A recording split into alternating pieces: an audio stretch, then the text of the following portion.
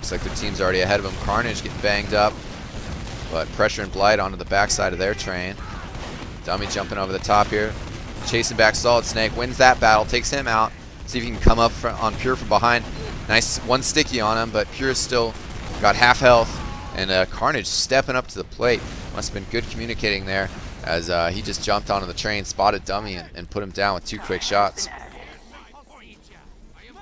I got a 20% advantage here, and looks like Blight and Grieve have backed up all the way into their base. Can't quite see them on bats yet if they're there. And just one solely capping right now. Looks like Grieve trying to work out of the bats here. Getting pushed back though, forcing again, kind of an uber pop. The Anime Man was coming up behind him. He's got Dummy with him now, but all the heavies are on the point. You see one solely for Complexity. If he would have known, he would have loved to just hop on Grieve there.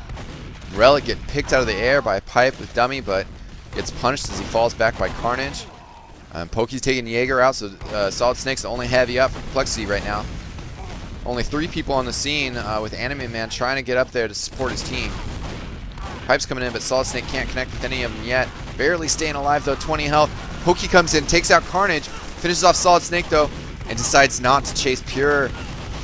I don't know about that decision, but you know, because Pure's getting back now. Now he's got cover. Now he's got the support.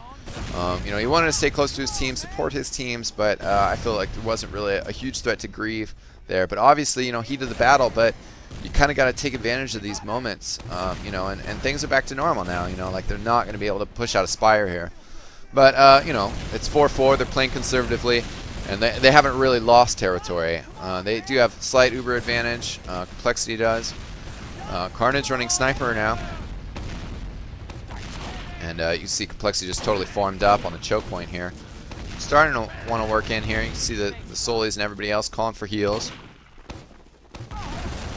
Jumping over the top. The Uber hasn't been popped yet. They force it out of Blight, and then staying at the top of the stairs, and then just really letting Blight come to them instead of just bashing heads. You see Carnage down. Interesting location by their closet. Gets a submachine gun on Sequel. Blight knows they're there. Might have forgotten about it. Scores 1 body shot on the Scout. And a sweet headshot on Dummy takes him out. The team's closing on him. They're not going to let him stay there for long. And he finally goes down. But Blight is retaking the point there.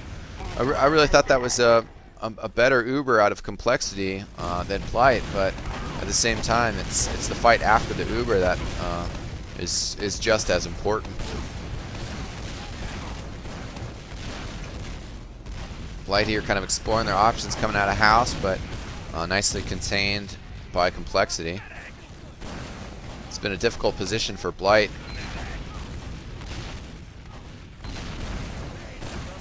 Working the choke now, a couple heavies. Now Solid Snake getting up there though, throwing some stickies out there, causing a good amount of damage, and you know, an early pop. Grieve was trying to protect the health of his heavies, which is an important factor of the Uber. Making sure that once you come out of it, you know, you don't have to spend too much time healing one particular person. You can go right back up to buffing. Counter Uber from Complexity out here. Relic coming out with pressure. Picks off Sequel and drives Dummy back, who's pretty well lit up. Nobody's going to chase him though, as Complexity needs to solidify their presence around Spire. We just had 2 more players spawn. You see trading some shots there in the air, but Relic ends Seagull going down. Excuse me, Jaeger and Seagull. If I wasn't recording commentary, I'd go back and look at that action again, because I think he just scored a double air shot there, but I could be wrong. Now Carnage pressuring Pokey. Hard to snipe that choke if the team's right up in your face. And Carnage was just jumping on him. Anime Man pressuring from the side, kind of splitting the Blight team up a little bit, but Carnage not going to move in there. Right when he gets back to Pure for heals, though, he catches a stray rocket and goes down. I don't know if I call it a stray rocket. He did aim it. Now nice pressure coming in here from one of the Blight Scouts. Taking a couple shots into O-Plate. Finally goes down to the shotgun when he only had 20 health left. But it was good pressure, just nobody else was there to help him capitalize on it. Not to talk too much about my personal TF2 life, but that's always my problem as a scout. You know, you need to be the guy who cleans up the mess, not the guy who is trying to chip damage while the medic's still alive. One person on the point for Complexity. Get brushed off though.